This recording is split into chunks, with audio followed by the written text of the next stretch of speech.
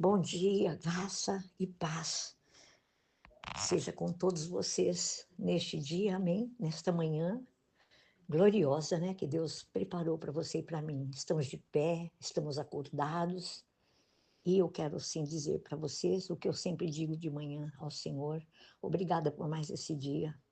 Tenha um coração agradecido. Você dormiu, você acordou, você está de pé e tudo, meus irmãos, mérito simplesmente poderosamente de Deus, do Pai, do Filho e do Espírito Santo. Não temos esse mérito de acordar porque nós acordamos por nós mesmos, não. O Pai, o Filho e o Espírito Santo, a graça divina de Deus, tem nos dado graça todos os dias ao abrirmos os nossos olhos pela manhã. Ele dá ordem, uma ordem de comando para o nosso cérebro. Abrimos os olhos, acordamos, temos condições, força para levantar. Seja Deus louvado e glorificado, amados, nas nossas vidas, amém? Hoje estudando o Salmo 22. Esse salmo, queridos, nós vamos ver aqui, fazendo um resumo, o salmo, ele retrata para nós, mostra para você e para mim as experiências, né, de Davi e de Jesus. Ele já está prevendo, né, premeditando já o sofrimento dele com o sofrimento de Jesus. É óbvio que o de Jesus foi muito maior, não é verdade?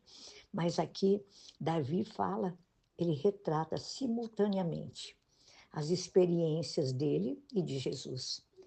Ele, como Jesus, na cruz, se sentiu abandonado por Deus. E os seus inimigos os têm atacado implacavelmente, e eles clamam, tanto Davi quanto Jesus, clamam por livramentos. Mas depois, tanto Davi quanto Jesus regozijam-se sabendo que o Senhor, o Pai, defende o oprimido, né? E nós vemos aqui Davi retratando, amados, a crucificação de Jesus nesse salmo. Do capítulo 1 até o 21, Davi vai falando do seu sofrimento e prediz o sofrimento de Jesus na cruz. E Davi fala do testemunho dele e de Jesus. Ele fala que eles foram, tanto Davi quanto Jesus, foram criados para amar a Deus. E eles clamam ao Senhor por livramento.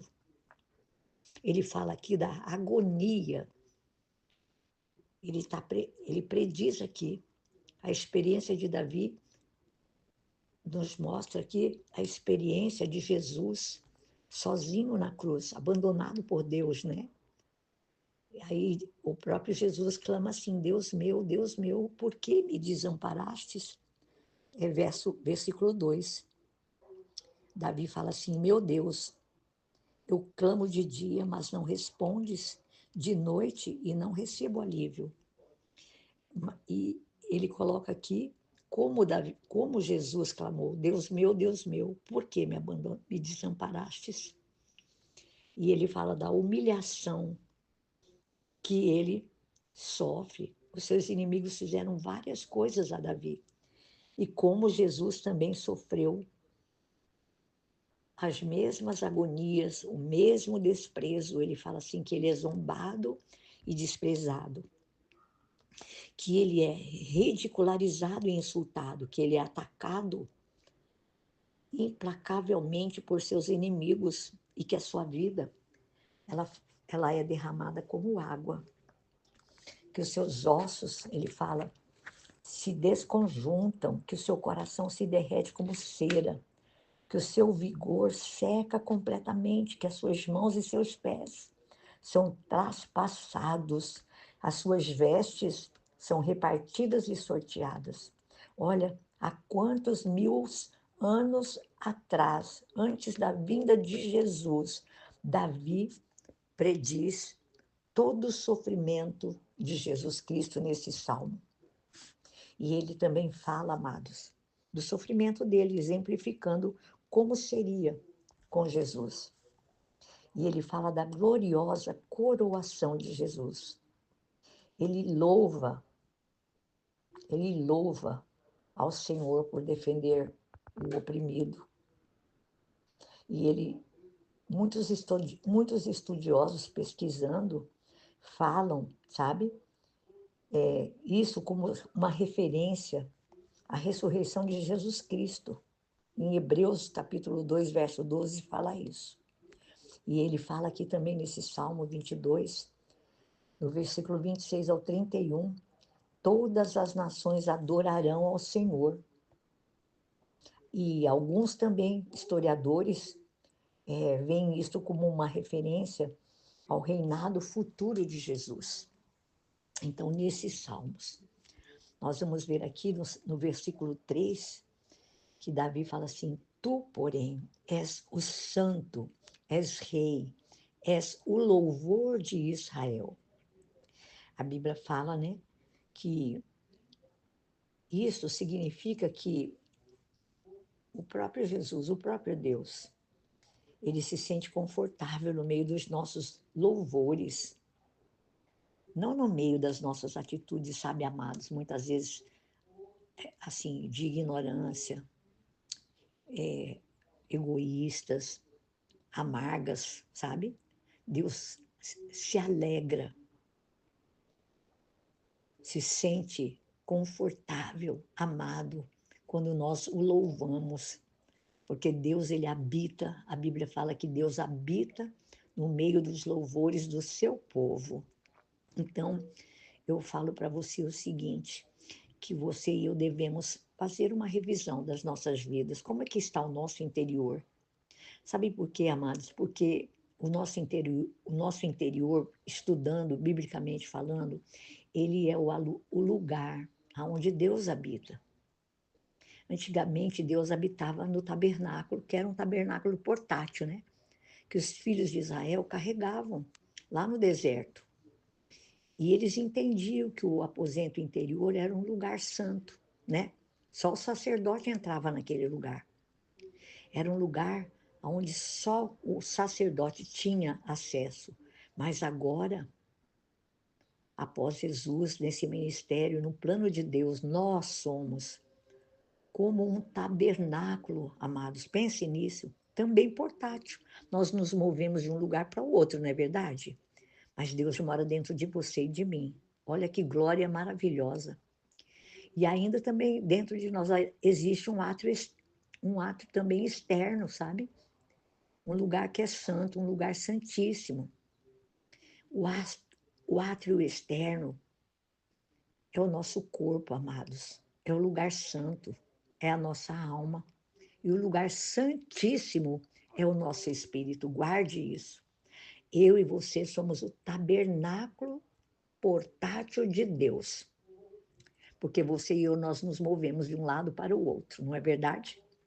E Deus mora dentro de você e dentro de mim.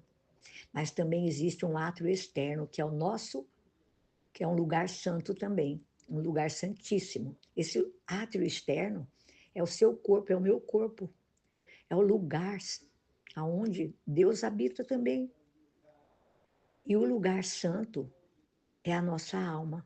E o lugar santíssimo é o nosso espírito. Então, quando você e eu fizermos um exame de nossas vidas interior, nós vamos estar olhando para um lugar santo, onde o Espírito de Deus mora, onde o Espírito de Deus construi a sua casa. E eu posso dizer para vocês assim, amados, que Deus, ele está muito mais interessado em nossa vida interior do que na nossa vida exterior. Nós precisamos nos preocupar mais com o que se passa dentro de nós, sabe? Do que com o nosso comportamento externo. Então, louve a Deus, adore a Deus, honre a Deus com a sua vida interior. Porque quando o nosso interior estiver bem, amados, o nosso exterior também vai estar bem, será bem. Em nome de Jesus, eu creio assim. Tem um estudo, né, de cura interior que fala sobre esse assunto que eu acabei de falar para vocês. Guarda aí que você e eu somos um tabernáculo sabe? O tabernáculo móvel de Deus.